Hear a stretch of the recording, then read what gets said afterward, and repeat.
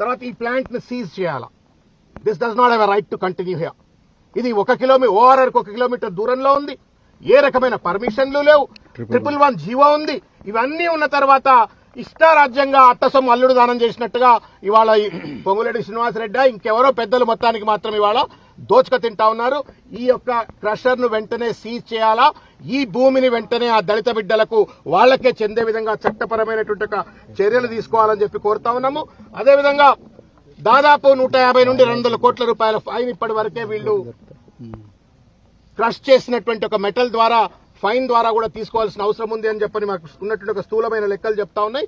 కాబట్టి ఆ fine amount కూడా ఈ సంబంధిత ఆపరేటర్ల పైన వెంటనే లేవీ చేయాలని చెప్పని కోరుతూ, ఎవరైతే ఏ మాత్రం కూడా పర్మిషన్ లేకుండా అక్రమంగా ఈ రకమైనటువంటి ఒక కేజీఎఫ్ లాంటి మైనింగ్ ను చేస్తా ఉన్నారో వాళ్లపైన క్రిమినల్ చర్యలు, అది మంత్రి అయినా కంత్రి అయినా ఇంకెవరైనా సరే మొత్తం మీద వాళ్ళందరిపైన కూడా తప్పనిసరిగా చర్యలు తీసుకోవాలని చెప్పని కోరుకుంటా ఉన్నాం.